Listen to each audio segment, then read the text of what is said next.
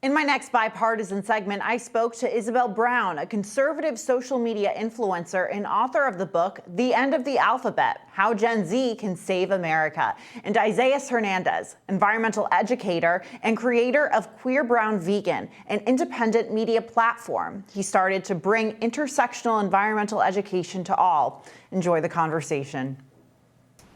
Okay, Isaias, we'll start with you. Tell us about your moniker, Queer Brown Vegan. Yeah, so my platform is just really rooted in environmental literacy. So it really represents the different intersectional identities, but also the multicultural ways in which society has really evolved. And so part of me was just to recognize that, our identities are very unique to each and every one of them, and really wanted to represent that within the movement space, and recognizing that, we don't just follow one culture. We are really based on diversity of cultures. Yeah, and talk about how that kind of segues into environmentalism and climate spaces. Yeah, so I think when it comes to environmental spaces, often at times there is misconceptions and myths that, people of color don't care about the environment, and that, they let themselves live in polluted environments. But I think it's important to recognize history and context. So when we look at, for example, industries in low-income communities of color, or those in rural communities that are white, we often think, well, what came first, the poor community or the toxic industry? And so I think for me, it was really important to address that many communities, specifically those in poverty, often adopt these narratives of yes, I deserve to be in these environments because I didn't work hard in life, did not achieve the American dream. And so I think for many people of color that are in marginalized communities, they really have been subjected to some of the highest level rates of pollution.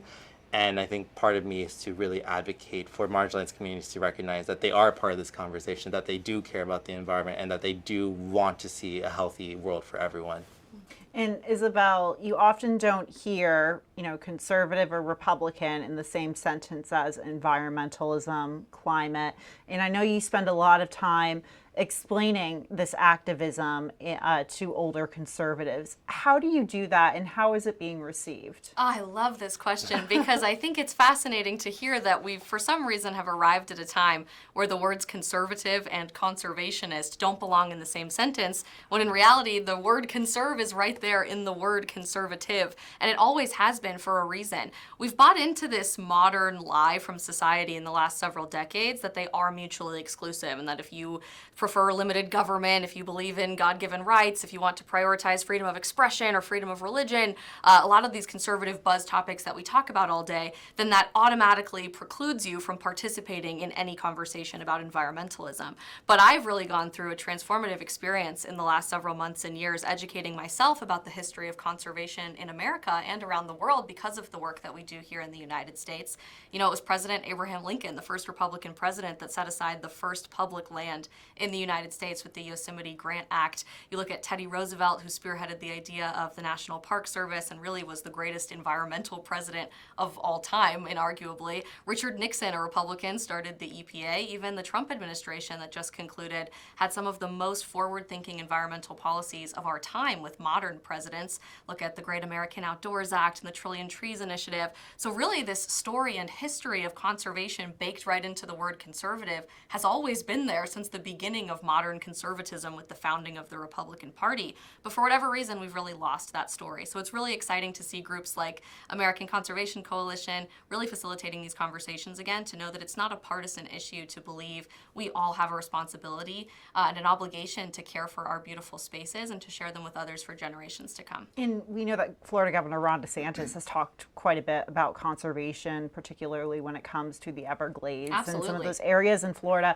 But at the same time, among some of these leading national Republican figures, you don't hear this topic talked about. I mean, why don't you think this is higher on the agenda? Oh, wow. I mean, if I could answer that question, we'd have a much different political landscape in America today. But I'm really finding that there's so much of a divide in the country that we live in today. We often think that divide exists between left and right more than anything else, but I've come to believe there's far more of a generational divide when it comes to our values than there is partisanly between the left and the right. If you look at issues that young people, young voters from across the political spectrum care about today, they largely center around social issues. issues, whether you fall on one side or the other with these social issues. We can talk about school safety and gun control. You could talk about the abortion and pro-life conversation happening in America, and obviously the climate and environment as well. For whatever reason, the old guard of the Republican Party, and largely a lot of conservatives that have been in office longer than twice the time that we've been alive,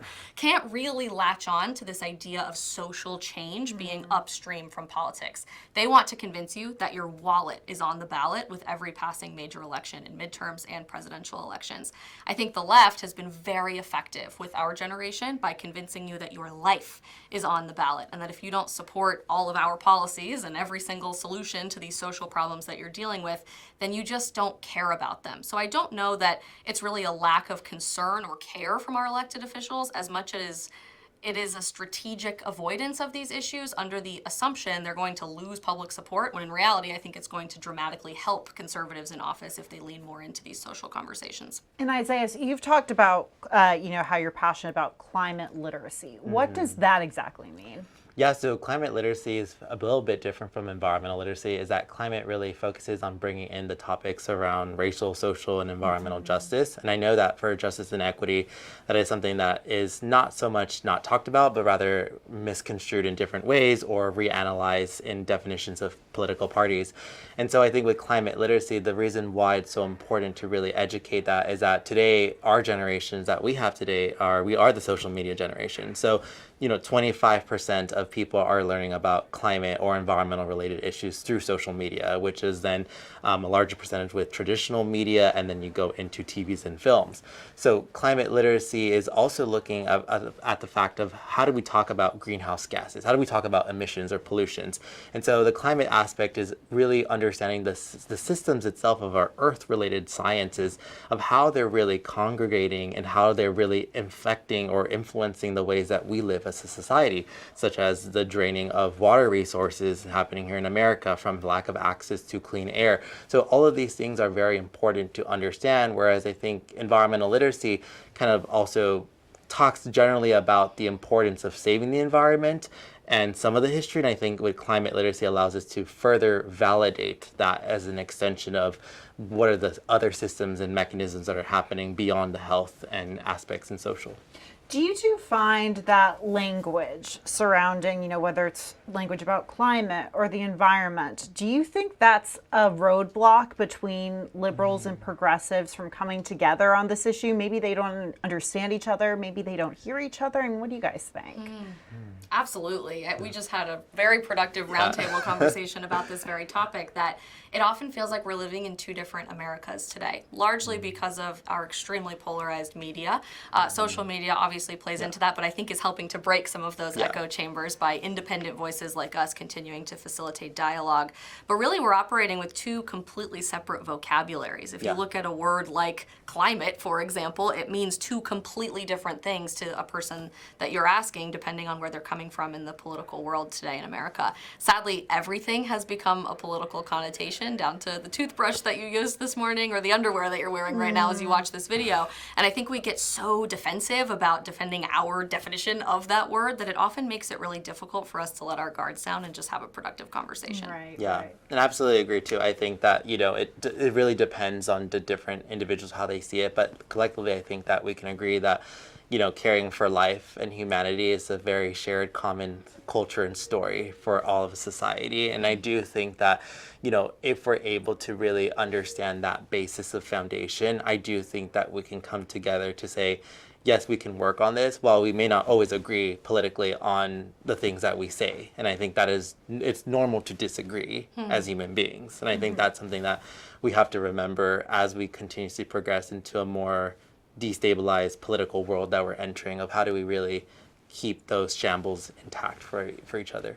And Generation Z has been a huge voice on the environment, talking about how, and climate, talking about how they want to leave this world, better than, they started it with. Talk about Generation Z in the activist community. How are they how are they performing activism? How are they going about this when it comes to environment and climate? I like to say that we're really reinventing the wheel in a lot of different capacities when it comes to American politics and culture today. I literally just wrote the book on Gen Z that's coming out next month, and it's called The End of the Alphabet, as a nod to kind of the end of life as we know it, because we often hear from both sides of the political spectrum, namely in legacy media, that Gen Z is the end of America. Gen Z is destroying everything that we've known to be good and true and beautiful. But if we look around at the status quo of America today and we see record anxiety, depression, and suicidation, we see substance abuse, we see lack of care for our communities and the environment that we live in, we see record polarization where we automatically assume someone who disagrees with us on one subject is demonic or evil, and we can't even sit down and have a conversation. Maybe the end of life as we know it isn't so bad. So we're doing that in a ton of different ways. We're kind of rejecting this prescribed pathway to success that I think has been fed to us as a generation. We're not getting four-year degrees in liberal arts as much as we have been the last several decades, and skipping to entrepreneurship and starting our own activism organizations instead. 62% of our generation has already started their own business, which I find incredibly telling. We're turning off the TV and radio, and we're watching videos on Instagram and TikTok and live streams on YouTube to be educated with honest, real commentary. People aren't trying to hide their bias, but being honest about how they feel about things in the world, and bridging some of those dialogues as well. And in the activism space, the most important thing, I think, is that we're not waiting for permission to lead. We've been told as a generation for far too long that we're too young, we're too inexperienced, we're too naive to actually make a difference in the world of American politics and world geopolitics at large too. So we're supposed to sit down and shut up until we gain enough life experience to get to that point. But we're not waiting, and we're charging ahead, which I think really speaks to the American story of why young voices have always been needed. I ask this question to high schools and colleges a lot when I speak on campus to describe what the founding fathers looked like. And if you flip through our AP US history textbooks or go to any gallery, art museum in Washington, D.C., the answer is pretty much always old white men, that they were these sagging, geriatric, completely culturally irrelevant people that had no way of building a society that could stand the test of time. But really, on July 4th, 1776, our founding fathers were 18, 19, 20, 21 years old. Thomas Jefferson was only 33 when he wrote the Declaration of Independence. And so we like to say we're in this revolutionary moment, in a culture war, a 1776 moment, some presidential candidates have been saying, in 2024. And I think a lot of that is being spearheaded by Gen Z, refusing to wait our turn and grasping that American story of youth activism again. Yeah, nice. Yeah, absolutely. And I think with, with Gen Z grassroots activists on my end with like leftist movements, I think they're very much involved in like direct action, disinvestment, of boycotting, but also I think respectively, either you're Republican or Democrat, we will vote you out if you're not committed to those policies. And I think it is a very clear indication that more than ever, as this progression of our society continues to get older and more young people every day are eligible to vote, they are no longer communicating to the older generations. They're communicating to us. And so if they're not able to commit to that rhetoric versus the reality, then they are at fear of not losing their jobs, their career, their statuses. So that is important to them and their family and their cultural status that they've built over their years of political advocacy.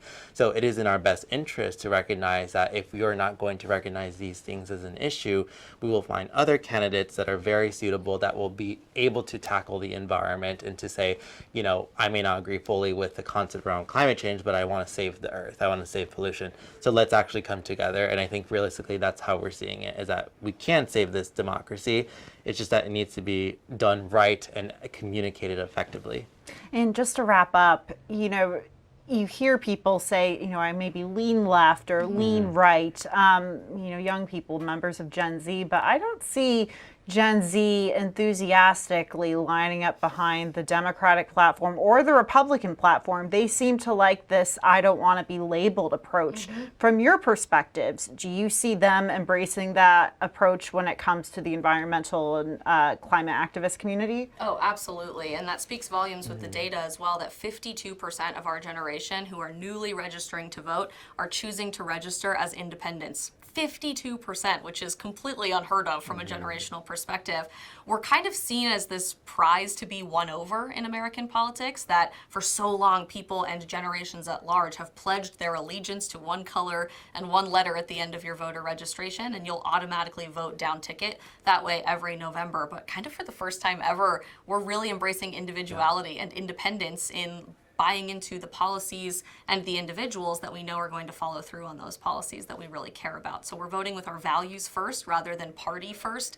And I hope that creates a conversation about candidate quality, about becoming a United States of America again together rather than being so divided moving forward. And just re-engaging young people in this crazy system experiment that we call America. Most people assume young people just don't care. But if we look at the last several elections, we have record youth voter turnout from every single major election since we've been able to vote. Right. And Isaias, do you see that in your work? Yeah, I think with a lot of young voters, like they don't want to be, even myself, it's like I don't like to be said I'm very left wing, because there's certain things that I may be conservative in voting for, certain things that are seen as too radical for others. And so I think it's important to note that independent parties or independent people that are now running, I think the reason why young people are so captivated by them is that they understand their culture, they understand the language, they understand the current issues that they're facing. And I think that with older politicians, they try to really market the same messages that worked for them 40 years ago or 30 years ago. And a lot of the times we love to reference history of like, well, during my time of this, we did this. It's like the year's 2024. We're in a different time. We're in a new policy. New people want different things. There's things that we didn't think 10 years ago would have been passed now. So I think that's something where I feel that the disconnect from democracy, or those that are Republican or Democrats are not understanding, is that if they don't really adopt their new languages, adopt new cultures, adopt new ways to promote and to tell better stories, then they are really at fear of losing this. And I think that's where independence, in my view, has given some liberation or some type of autonomy to people to really express themselves or feel more connected to those individuals. And thanks again to Isabel and Isaias. Now, a bit more from former Governor Arnold Schwarzenegger at the roundtable. So that's the interesting thing about it, because that's why I don't like to use the word climate change that much, even though we are in the middle of climate change, and it will have devastating effects as we go down, year after year, and not do anything about it. But to me, what is more dangerous right now is pollution. Because if we can get rid of pollution, then we don't have to worry about climate change. That's right. So pollution is really the evil.